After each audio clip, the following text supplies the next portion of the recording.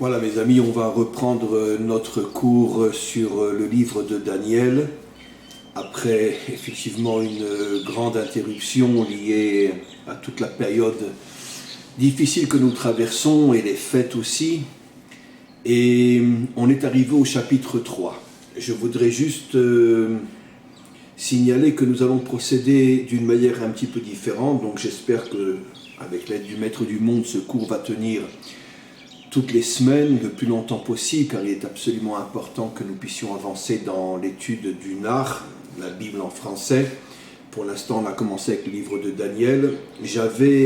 Dans les premiers cours, j'avais donc décidé de lire et de traduire en même temps, mais je me suis rendu compte que c'était une perte de temps, et j'ai décidé maintenant d'apprendre le chapitre ou les passages que je veux vous expliquer. Je vais les apprendre plus ou moins par cœur. Je vais directement les traduire oralement sans que j'ai besoin de lire dans le texte et de traduire au fur et à mesure. Je pense que ce sera beaucoup plus agréable et beaucoup plus facile pour vous. Et au fur et à mesure, expliquer bien évidemment. Alors je voudrais juste faire un résumé important de ce qui a été vu dans les derniers cours, parce que comme il y a eu une grande interruption, je pense que la majorité d'entre vous ne savent plus ou moins où on en était. Donc, on avait parlé du rêve de Nabuchodonosor. Il avait donc vu une statue, et l'explication va lui être donnée par Daniel. Donc, il avait vu une statue et elle avait le haut, la tête était en or. Après, le haut du corps était en argent. Le bas du corps était en cuivre et les jambes étaient en fer, et au niveau des pieds, il y avait un mélange entre le fer et la terre. Je ne vais pas revenir sur tout ce qui a été dit, c'était des cours très très importants et je vous invite bien évidemment à les réécouter, mais très globalement, au niveau du résumé, on avait expliqué, c'est Daniel qui l'explique lui-même, que le haut de la tête en or, l'or est la matière la plus précieuse, représente la civilisation de Nabuchodonosor, la civilisation babylonienne. Puis après, cette civilisation va être elle-même détruite par les Perses, représentée par le haut du corps, Cyrus, qui détruit la Babylonie et qui, eux, sont comparés à l'argent. Après, les Perses eux-mêmes vont être détruits par les Grecs, représentés par le cuivre, le bas du corps. Et puis après, on rentre dans la civilisation romaine, représentée par le fer, les jambes. Et à la fin de la civilisation romaine, il y aura un mélange entre le fer et la terre, c'est-à-dire entre le monde occidental et l'islam, comme on le voit aujourd'hui plus que jamais, puisque partout aujourd'hui dans le monde occidental, l'islam se mélange de plus en plus et très vite on ne saura plus exactement qui est quoi. Et donc Daniel a été capable, il y a plus de 3000 ans, d'expliquer que juste avant la délivrance finale, il y aura un mélange total entre la civilisation occidentale d'origine chrétienne et l'islam, et c'est ce que l'on vit aujourd'hui. C'est déjà en soi une preuve inimaginable comme quoi il faut véritablement prendre au sérieux toutes les prophéties qui sont dans le Nar, car on voit des millénaires après que tout se réalise avec une précision plus précise que la science et que les mathématiques elles-mêmes. Donc, quel est le résumé finalement de cette statue ?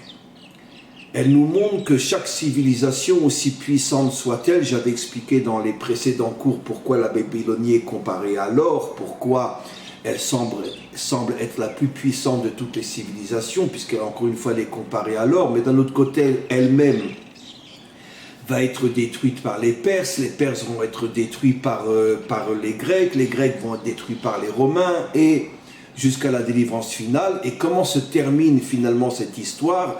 Chaque civilisation, bien qu'apparemment elle semble moins importante que celle qui précède, puisqu'elle est comparée à un matériau qui est moins précieux que le précédent, l'argent est moins précieux que l'or, et pourtant c'est l'argent qui va détruire l'or, etc., etc. J'avais expliqué ça dans les précédents cours. Et puis finalement, comment tout se termine? Une pierre va sortir de nulle part, elle va tomber sur les pieds, donc sur la fin de toutes ces civilisations, le mélange entre l'Occident et l'islam.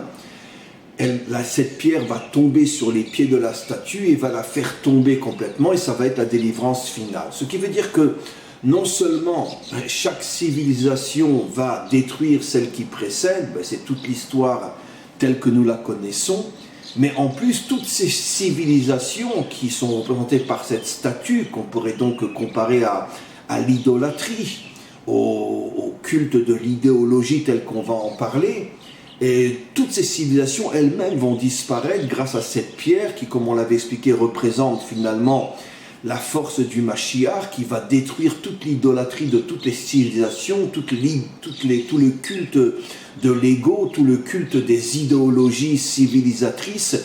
Elles vont toutes disparaître grâce à cette pierre qui représente le Mashiach et qui va amener le monde dans la délivrance finale. Donc ça, c'est ce qu'on avait expliqué. Si on devait s'arrêter là, on devrait apparemment, dans notre naïveté bien évidemment, arriver à la conclusion que finalement chaque civilisation devrait avoir beaucoup d'humilité et comprendre que finalement, aussi puissante elle est, en tous les cas c'est ce que Nabuchodonosor entend véritablement de la part de Daniel. Après il n'y aura plus de prophètes et les Perses, les Grecs, les Romains, eux ne vont pas entendre véritablement que leur civilisation va être détruite. Mais en tout cas, Nabuchodonosor lui l'entend. En plus, on voit comment il réagit, il se prosterne devant Daniel, il en fait presque un dieu. Dans la fin du 2e chapitre du livre de Daniel. Donc il croit véritablement à ce que Daniel lui annonce. Puisqu'encore une fois, il l'élève à un niveau presque en faire un dieu. Donc il le croit.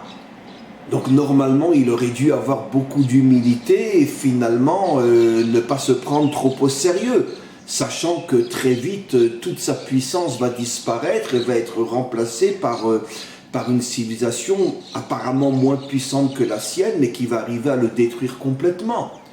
Alors, on va voir maintenant dans le 3e chapitre que c'est tout le contraire qui va se produire. Je vais vous expliquer oralement le 3e chapitre. Ceux qui comprennent l'hébreu ou qui veulent le lire en français pourront le lire par eux-mêmes, mais voilà le résumé. Nabuchodonosor, après avoir entendu ce que Daniel lui dit, après avoir reconnu la grandeur de Daniel, au lieu encore une fois de réagir d'une manière très humble, va réagir à l'extrême opposé. Il va faire construire une immense statue qui est complètement en or. Pourquoi complètement en or? Parce que lui représente l'or, mais bien que lui ne représentait dans la statue qu'il avait rêvé, expliquée par Daniel, bien que lui ne représentait que le haut de la statue, là il va faire une statue complètement en or, jusqu'aux pieds. Et on pourrait dire le message, on le comprend, comme si tout d'un coup, après avoir reconnu, après s'être prosterné devant Daniel, c'est comme si maintenant il niait tout ce que Daniel lui avait dit, et au contraire, c'est comme si maintenant il prétendait que sa civilisation va durer jusqu'à la fin, jusqu'à l'extrémité des pieds.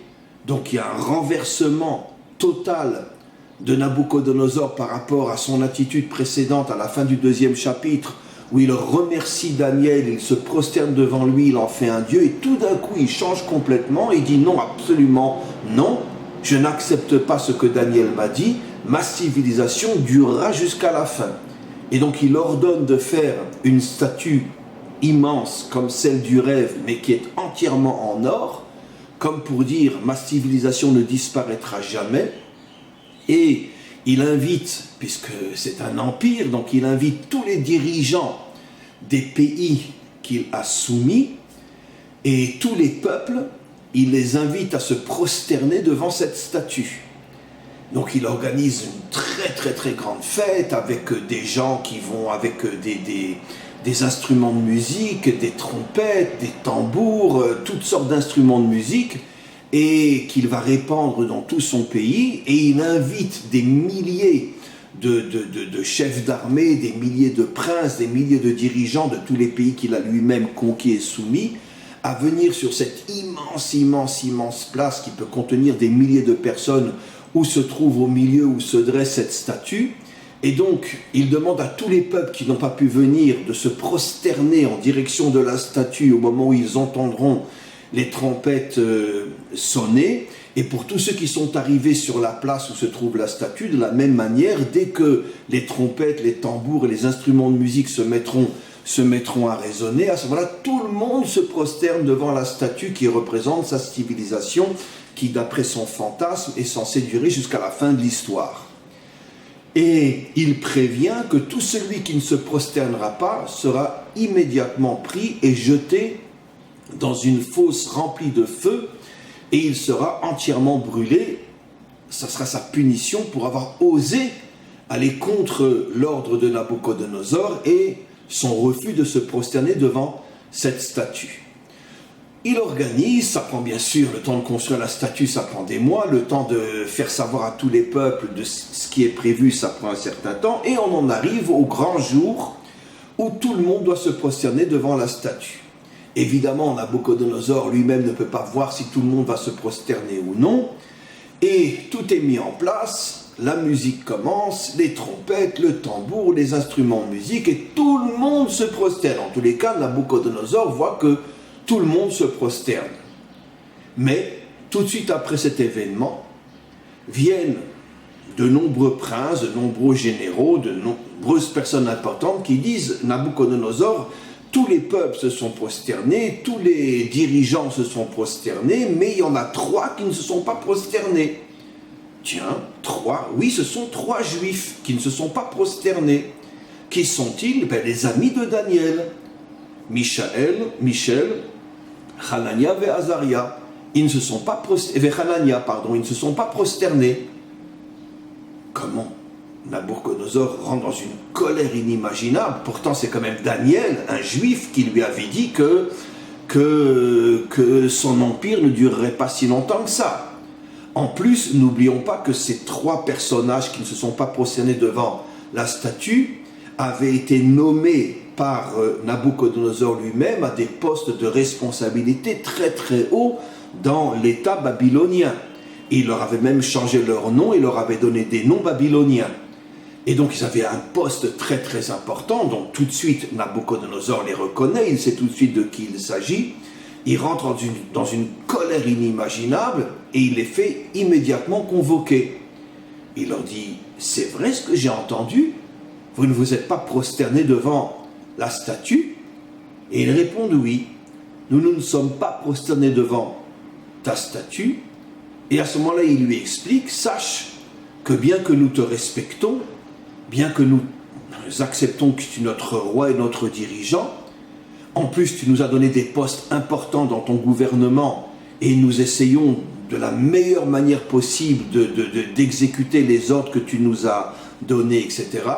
Mais sache que c'est uniquement sur le plan technique. Nous respectons ta royauté, nous respectons ton pouvoir, nous faisons tout pour que ton pays et ta civilisation prospèrent, mais attention, ne mélangeons pas l'idéologie, la religion, avec notre travail. C'est-à-dire que nous n'acceptons, sur le plan spirituel et moral, nous n'acceptons que notre Dieu. Et nous refusons absolument de nous prosterner devant ton idole, parce que derrière cette prosternation, et bien évidemment, se cache une idéologie, se cache même une sacrée même idolâtrie, puisque se prosterner devant une statue, c'est évidemment l'un des commandements les plus interdits de la Torah. On ne se prosterne pas devant une statue. Et donc, il s'agit ici d'un acte idolâtre qui nous demande d'aller contre notre Dieu, et c'est hors de question. Nous te respectons en tant qu'homme, nous respectons ton pays en tant que pays d'êtres humains, mais si tu veux nous imposer ton idéologie, ta religion et ta conscience, c'est hors de question. Nabuchodonosor rentre dans une colère inimaginable et leur dit, écoutez, je vous donne une deuxième chance. Je vais à nouveau faire un grand rassemblement et je vais vous demander cette fois-ci de vous prosterner devant la statue. Je vous donne une deuxième chance. Et si vous ne le faites pas, je vous jette dans la fournaise. Et je demanderai même que la fournaise, on y mette 7 fois plus de feu que d'habitude, de manière à ce que à peine vous allez vous approcher, vous serez déjà complètement brûlé, tellement le feu dans la fournaise sera puissant. Tout de suite, ils répondent à Nabucodonosor, écoute, c'est pas la peine de te fatiguer d'organiser un deuxième rassemblement, etc. On te le dit d'avance. Nous ne nous prosternerons pas devant ta statue. Le seul devant lequel nous nous annulons, c'est devant le Maître du monde, le Dieu d'Israël, qui est en vérité le Dieu de l'humanité tout entière. Mais pour l'instant, vous ne l'avez pas reconnu, mais nous, Israël, nous l'avons reconnu. Donc, c'est même pas la peine. Nous refusons de nous prosterner. Encore une fois, sa colère le rend complètement fou.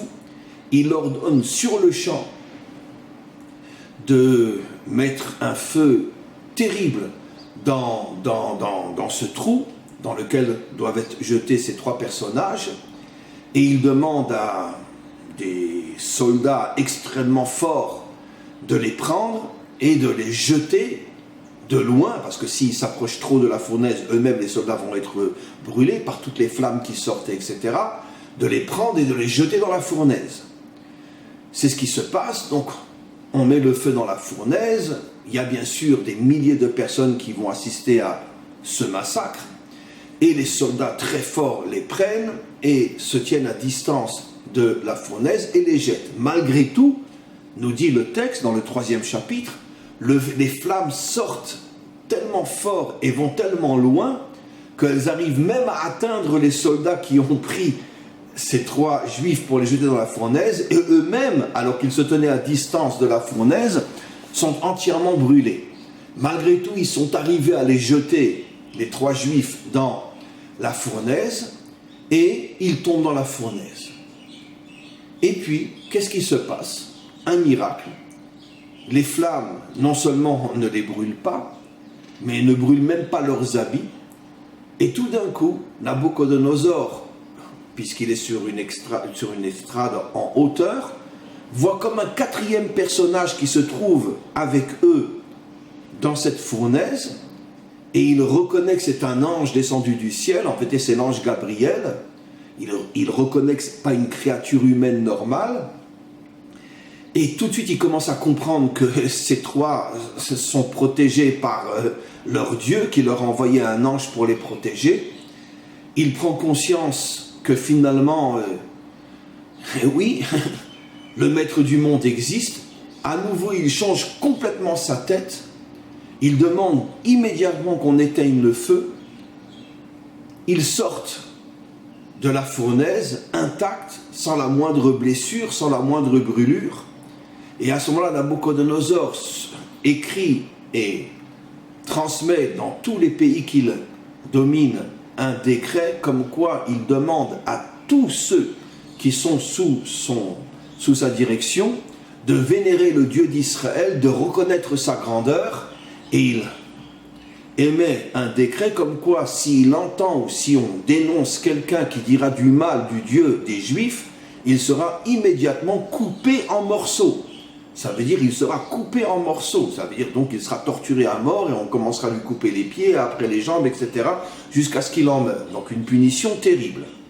Et lui-même se prosterne devant les trois juifs qui avaient refusé de se prosterner devant la statue, et il les remet au poste qu'ils avaient, même plus encore, dit le texte. Il leur donne encore plus de responsabilités. Et il a pour eux et pour le Dieu d'Israël un respect inimaginable.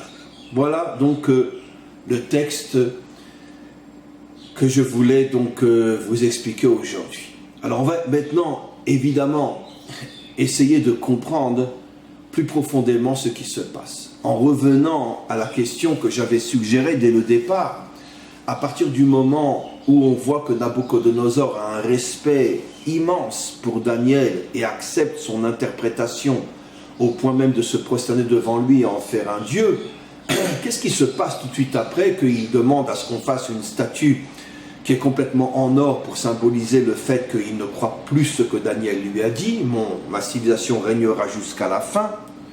Et puis après, il se met en colère contre 3 juifs qu'il respectait énormément puisqu'il leur avait donné des fonctions extrêmement importantes dans son royaume. Il les jette dans la fournaise. Et puis à nouveau, quand il voit que finalement le Dieu d'Israël les a sauvés, encore une fois un retour et il se prosterne devant eux, il les élève à un niveau plus haut encore et il émet un décret comme quoi tout celui qui manquera de respect au Dieu d'Israël sera coupé en morceaux.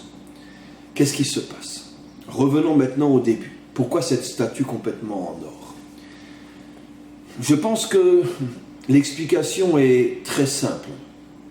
C'est une explication qui est peut-être celle dont parlent le plus les secrets de la Torah, le Zohar et tous ceux qui s'occupent de comprendre profondément l'histoire humaine, dit dans un langage codé, mais que nous avons le devoir de décoder de manière à l'expliquer à tous et à toutes. Nos maîtres expliquent depuis le départ de l'histoire humaine, que le domaine dans lequel il y a le plus de forces contraires, le plus d'impureté, c'est dans le domaine de ce qu'on appelle dans le langage du Zohar, la malchut, la manigou, c'est-à-dire donc le pouvoir.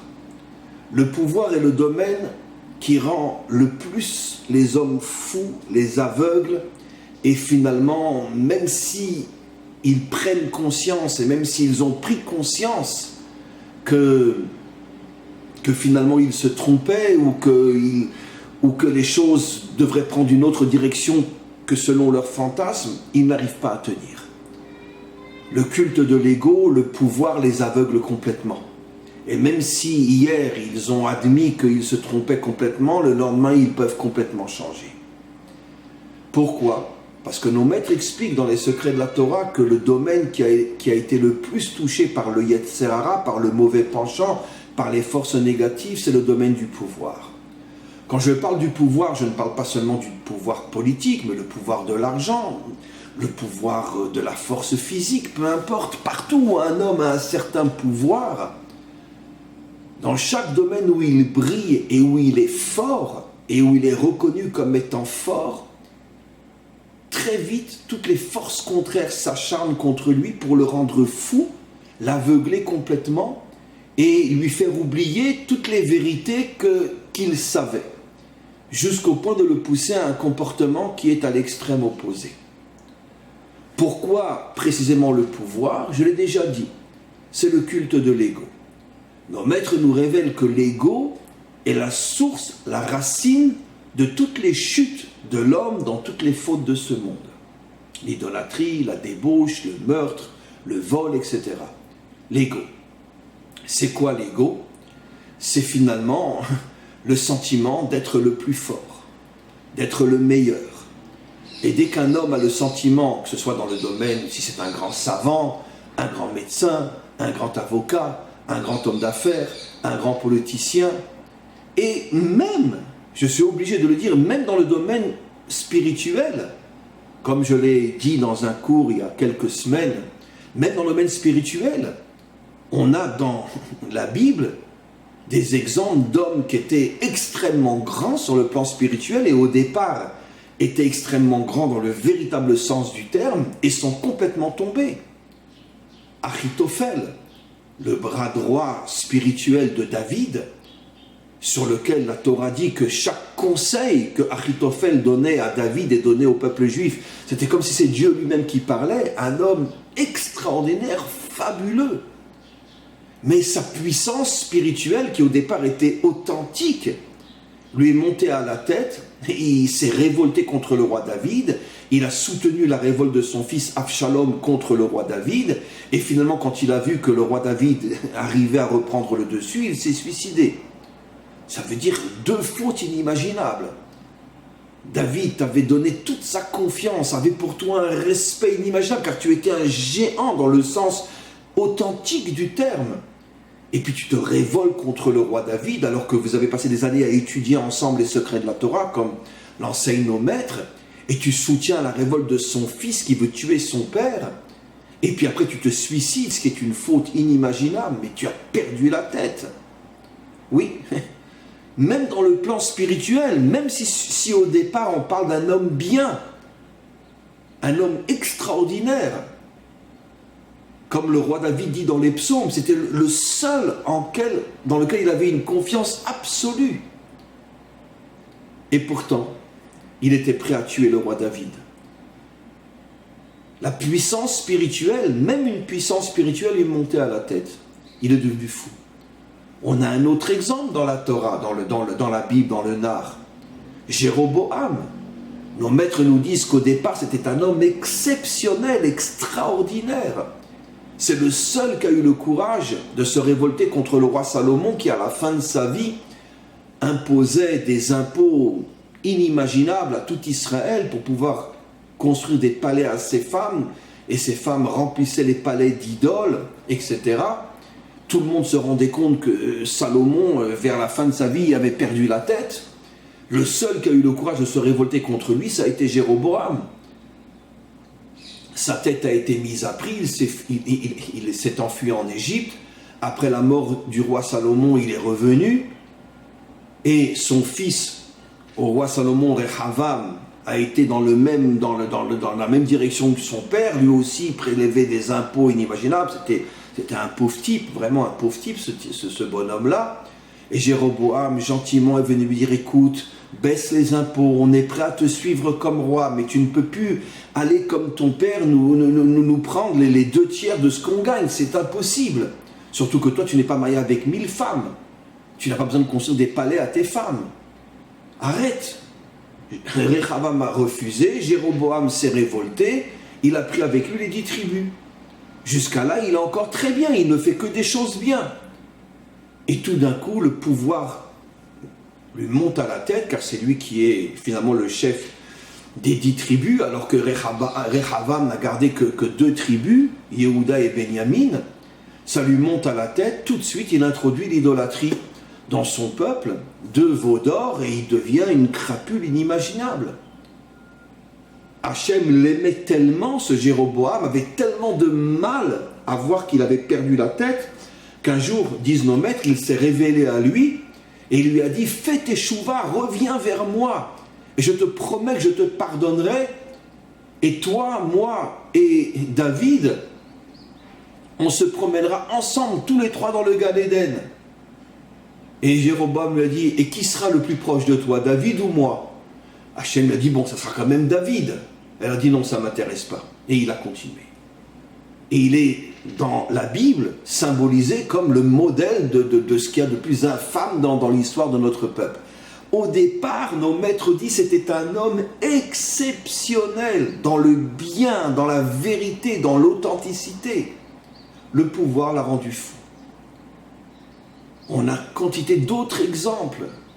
Doeg, Shaoul, le roi Shaoul aussi, nos maîtres nous disent que quand il est devenu roi, il était comme un enfant de 1 an, qui n'avait jamais fauté. On sait comment il a agi avec David après. Qu'est-ce qu'on comprend de là? Ce n'est pas forcément les crapules que le pouvoir rend encore plus crapuleux.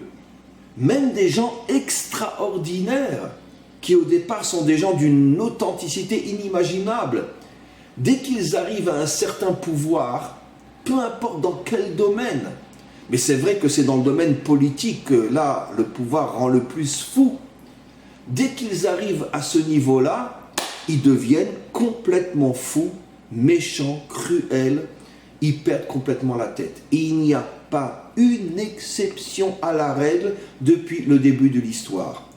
Si des géants de spiritualité et de morale, comme Jéroboam, comme Doeg, comme le roi Shaoul, comme Achitophel ont pu devenir des monstres, alors ne parlons pas d'un homme qui n'avait pas ce niveau-là avant d'atteindre le pouvoir, que ce soit dans l'argent, dans la politique ou peu importe où. Tous deviennent des monstres. Alors il y a des monstres déguisés qui savent avoir une belle vitrine, comme tous les dirigeants dans la démocratie aujourd'hui. Ils ont appris comment faire pour qu'on ne sache pas trop qui ils sont. Mais à l'époque des dictateurs comme Nabucodonosor, c'était...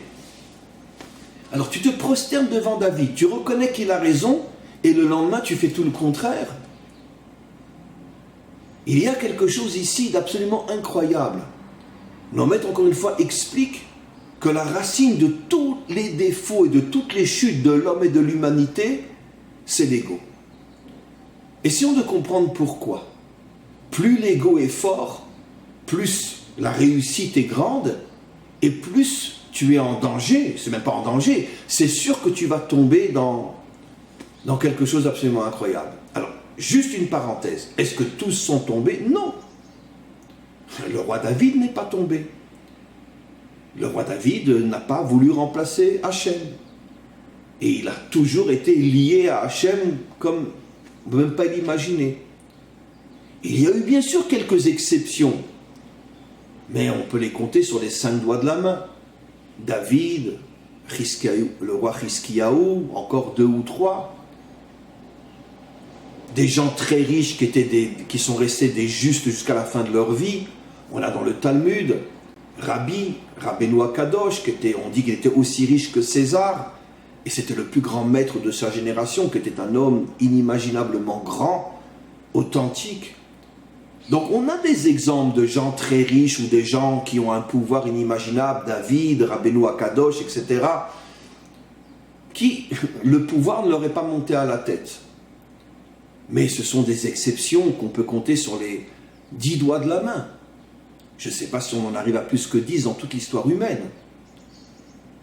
J'imagine que chez les non-juifs aussi, il y a dû y avoir des gens extraordinaires aussi. Mais encore une fois, sur les 5 ou les 10 doigts de la main, 99,9% de gens qui ont réussi, et qui ont grandement réussi, même si au départ c'était des gens extraordinaires, tous deviennent des crapules, avec des nuances, mais tous deviennent des crapules.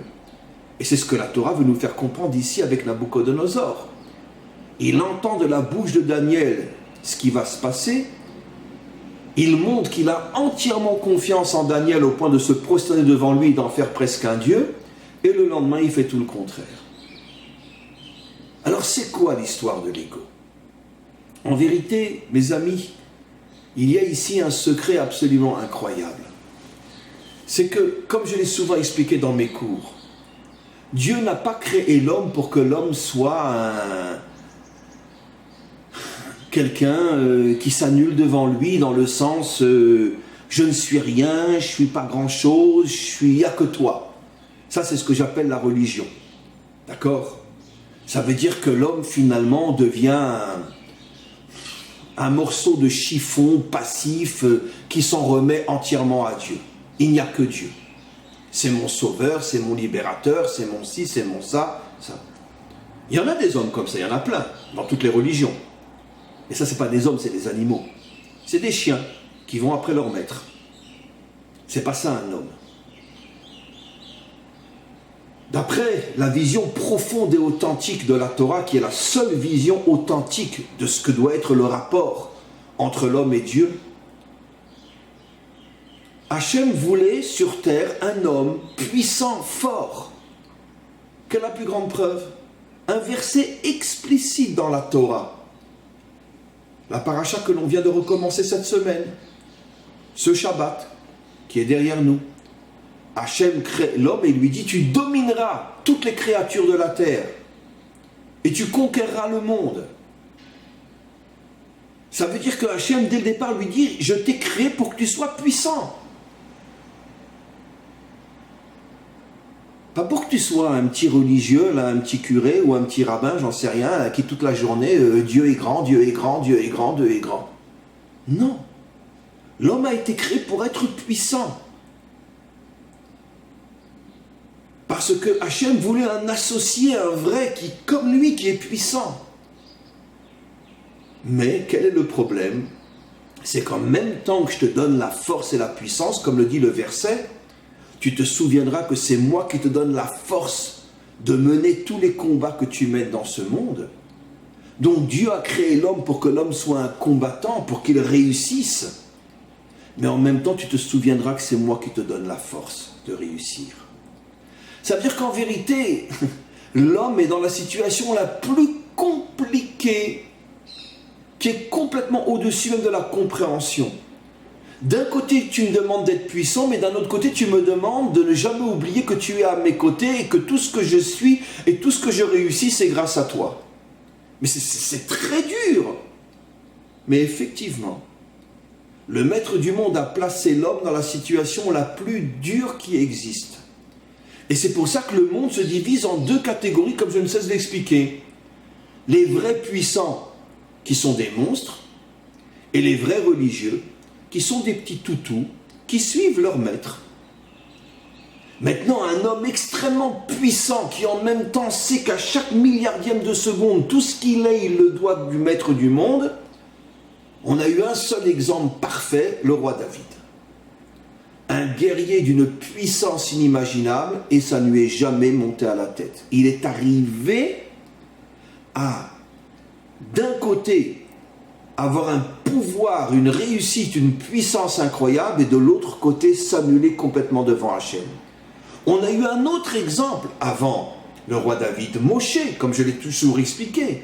Moshe est un combattant. Depuis le premier jour où on parle de lui, il se bat, il tue un Égyptien. Après notre tradition, il s'enfuit en Afrique et il est à la tête de plusieurs révoltes contre tous les dictateurs africains qui oppressaient les peuples. Et puis après, il revient à Midian, il voit les bergers faire du mal aux filles de Pharaon, aux filles de Yitro. Il a déjà 80 ans, il se bat contre eux.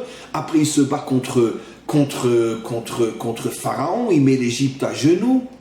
Il libère un peuple d'esclaves, il le soutient pendant 40 ans dans le désert. À la fin de sa vie, il a 120 ans, il se bat contre les deux rois les plus puissants, Og et Sichon, deux rois cananéens. C'est lui qui a commencé les guerres contre Canaan et il arrive à les vaincre. C'est un véritable guerrier, mais d'un autre côté, qu'est-ce que la Torah dit sur lui? Le plus humble des hommes. Et comment le plus puissant des hommes peut être le plus humble des hommes? Mes amis, voilà la vision authentique de la Torah. La seule vision authentique de l'homme sur terre. L'homme a été créé pour être puissant et en même temps être le plus humble des hommes. Et cette équation est pratiquement impossible à réaliser. C'est pour ça que tout le monde tombe. Les uns choisissent la puissance et deviennent des monstres. Les autres choisissent la religion et deviennent des toutous. Trouvez-moi un homme puissant qui s'annule complètement devant le maître du monde. Il est puissant, mais il s'annule complètement. C'est pour ça que l'homme a été créé. Et ça fait des millénaires que nous tournons en rond parce que nous n'arrivons pas à résoudre cette équation surnaturelle. Comment je peux être puissant et m'annuler devant le maître du monde? Comment je peux être milliardaire? Comment je peux diriger l'empire le plus puissant et m'annuler devant le maître du monde? C'est impossible. Voilà la raison pour laquelle l'homme a été créé. Et le maître du monde est patient.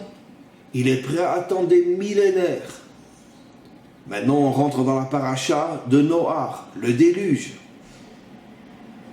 Oui, des catastrophes inimaginables vont se passer jusqu'à ce que finalement on arrive à la délivrance. Et ça sera quoi le Mashiach? Vous croirez un petit curé ou un petit rabbin comme ça qui va venir avec une auréole sur la tête et qui va dire « Soyez gentil, aime ton prochain comme toi-même. Le bon Dieu a dit, c'est notre sauveur. » Mais pas du tout. Nos maîtres décrivent le Mashiach comme 1 milliard de fois ce qu'était David. Un homme d'une puissance, d'un courage, d'une volonté, d'une détermination, un guerrier qu'on ne peut même pas imaginer.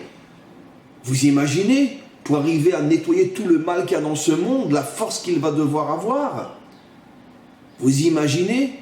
Mais d'un autre côté, un homme qui s'annulera devant Hachem comme jamais personne ne s'est jamais annulé sur terre. Plus encore que Moshe, plus encore que David. C'est pour ça que lui sera le Mashiach. Comment c'est possible? Vous voyez que l'homme n'a pas été créé pour une raison simple et facile, crois en Dieu, prie, non. Tout celui qui n'est pas puissant, mais qui en même temps n'est pas annulé devant Hachem, n'est pas un homme authentique. Ce qui veut dire qu'aujourd'hui, cherchez-moi un homme authentique dans la génération, le premier qui en trouve un, il a gagné. En même temps puissant et en même temps complètement annulé devant Hachem. Il y en a un ou deux toutes les 150 000 générations. Voilà. Voilà le secret de la création de l'homme. Ça tombe très bien ce cours parce qu'on est au début justement de la Torah maintenant, on a recommencé le récit de la création de l'homme. Voilà pourquoi l'homme a été créé. Et ça fait des millénaires et des millénaires et des millénaires que nous attendons enfin cet homme. On a eu Moshe, on a eu David, on a eu 2 ou 3. Mais voilà. C'est pour ça que les gens bien choisissent d'être des moutons, des toutous.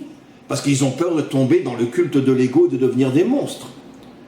D'une certaine manière, je dirais presque mieux vaut être un toutou qu'un monstre. Mieux vaut être un petit religieux gentil qu'un Hitler ou un Staline, ça c'est sûr. Mais d'un autre côté, ni l'un ni l'autre ne sont des hommes. L'un c'est un monstre, l'autre c'est un toutou. Mais où est l'homme? Où est l'homme? Et malheureusement, comme je dis souvent, les religions depuis des millénaires nous transforment en toutou parce qu'elles nous mentent. En nous faisant croire qu'on doit s'annuler uniquement, ne pas se mettre en avance, ne pas chercher l'argent, ne pas chercher le pouvoir, ne pas chercher ça c'est pour les méchants. Mais finalement, les religions sont l'un des plus grands mensonges qu'il n'y a jamais eu sur terre. C'est l'extrême absolu contraire de la Torah, de la vraie Torah, qui nous dit « Sois un homme puissant, mais annule-toi devant Hachem ». Donc vous voyez que ce message nous transmet avec Nabuchodonosor, nous transmet quelque chose d'extraordinaire. Il se prosterne devant Daniel, il prend conscience qu'il est dans l'erreur totale, que finalement il n'y a que Dieu sur terre, et le lendemain il fait tout le contraire. Parce que c'est très très dur d'avoir le pouvoir et de rester au niveau d'une conscience authentique. Et comme on va le voir plus tard, à nouveau, à la fin du 3e chapitre, il reconnaît la grandeur d'Hachem quand il a vu qu'ils ont été sauvés de la fournaise, mais il recommencera à être une crapule 5 minutes après. Ça veut dire que, encore une fois, c'est ça le message. Tu veux être un homme authentique, un homme vrai. Ne te sépare pas du monde. Ne vis pas comme une serpillière. Ne vis pas comme un homme qui attend tout de Dieu. Investis-toi, fais, réussis. Mais en même temps, n'oublie jamais que tout ce que tu es à chaque milliardième de fraction de seconde, ça te vient d'Hachem. Et ça, c'est le modèle, on pourrait dire pratiquement inexistant depuis le début de l'histoire humaine. Inexistant. Alors comment qu'on arrive à ça? Terminons notre cours en expliquant, mais comment qu'on arrive à ça? Comment qu'on peut être un homme puissant et en même temps être un véritable croyant? Comment qu'on y arrive? Alors première réponse, en étudiant la vraie Torah, parce que la vraie Torah ne parle que de ça. La vraie Torah ne parle pas des moutons qui se prosternent devant Dieu. Elle ne parle pas de ça. Elle ne les supporte pas, ces moutons-là. La vraie Torah, elle nous parle de Moshe, elle nous parle d'Abraham, elle nous parle de David. Elle nous parle, quand elle nous montre des modèles, elle nous montre des gens forts. Donc celui qui comprend la vraie Torah et qui n'est pas aveuglé par, on pourrait dire, les lunettes de la religion, celui-là va comprendre que la Torah nous demande d'être des gens qui s'investissent et qui réussissons, qui faisons bouger les choses, mais en même temps, complètement annulés devant le maître du monde. Ça veut dire fort dans ton extériorité, mais complètement accroché à Hachem dans ton intériorité. Ça, c'est la véritable dimension d'un homme authentiquement spirituel. C'est pour ça que nous n'avons pas le choix. Nous devons retrouver la vraie Torah. Nous devons fuir tous les discours religieux qui nous disent « Sois gentil, aime ton prochain comme toi-même, ne dis de mal sur personne, sois gentil. » Tous ces discours, il faut les fuir. C'est des discours de curés, qu'ils soient juifs ou non. Il faut trouver des maîtres qui nous parlent de la Torah authentique, qui nous révèlent ce que la Torah demande de nous. C'est cette Torah que nous devons rechercher. Et elle existe dans notre génération, cette Torah. Même si 99% des enseignants de Torah disent exactement le contraire de ce que j'enseigne aujourd'hui. Mais cette Torah, elle existe. Et c'est cette Torah qu'il faut rechercher. Apprendre à être fort tout en étant annulé. Et ça, c'est la chose la plus difficile au monde. Ça, c'est le vrai combat de l'homme. Être à la fois tout en haut et tout en bas. Comme Moshe, le plus grand de tous et le plus humble de tous. Le jour où il y aura de plus en plus d'hommes et de femmes qui arriveront à faire cette synthèse en eux, à réunir et à unir les deux extrêmes, la puissance d'un côté et l'humilité de l'autre. Le jour où on retrouvera cette dimension, on préparera l'armée du Mashiach pour délivrer le monde, pour qu'on redevienne tous des hommes et des femmes authentiques. C'est ça notre mission sur terre. C'est ça la seule vérité de la Torah. Et c'est en ce sens que nous devons la rechercher de toutes nos forces, rechercher ceux qui l'enseignent d'une manière authentique, de manière à nous reconstruire en tant qu'hommes, de redevenir de véritables êtres humains. Que le Maître du monde nous aide à trouver cette véritable Torah. Amen vechen yehi ratzon.